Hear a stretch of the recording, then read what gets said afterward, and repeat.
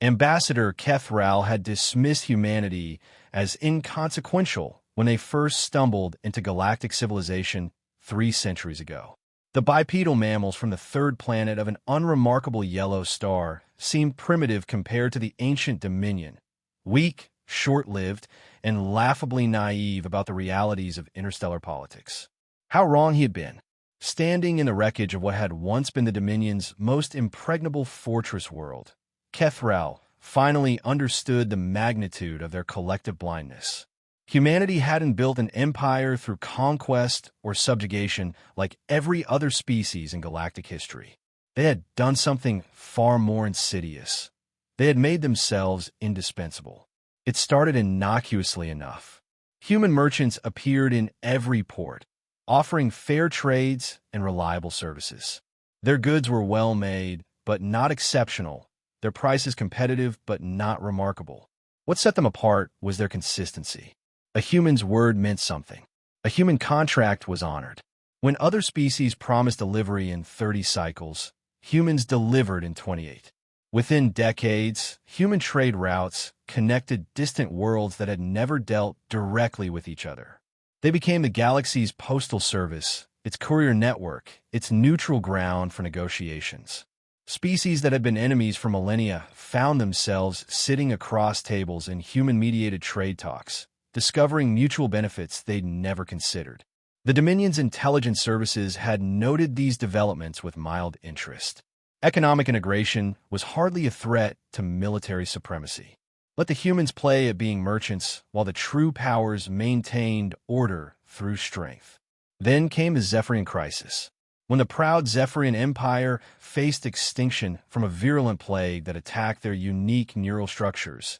It was human biotechnology that provided the cure, not as conquerors demanding tribute, but as partners offering aid.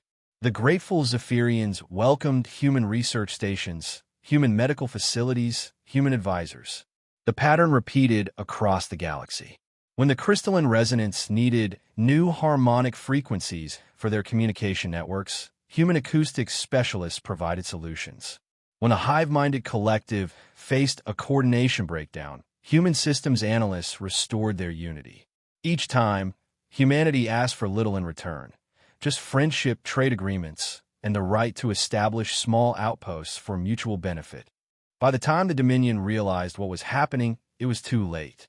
Humanity had woven itself into the fabric of galactic civilization so thoroughly that removing them would unravel everything. Every major trade route flowed through human-controlled waypoints. Every species' economy depended on human logistics networks.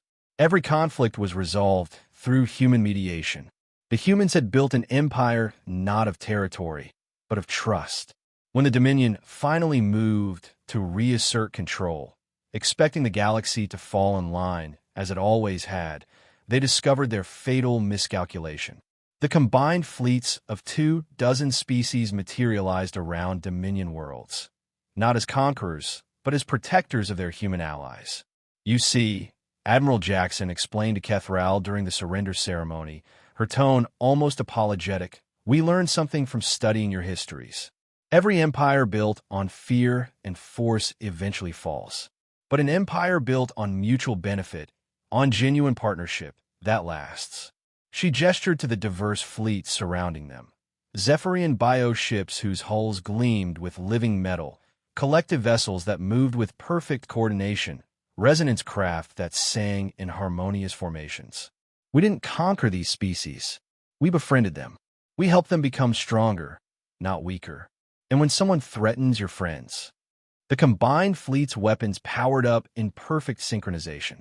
They stand with you, Kethral finished quietly, understanding at last. Exactly, Jackson nodded. We built an empire no one saw coming, because we built it on something no one expected, genuine care for others' well-being. The Dominion ruled through fear. We succeeded through friendship. As Kethral was escorted to the transport that would take him to a comfortable exile, he couldn't help but admire the elegant trap humanity had laid. They had made themselves loved rather than feared, necessary rather than merely powerful. It was, he admitted grudgingly, a far more sophisticated form of conquest than anything the Dominion had ever achieved.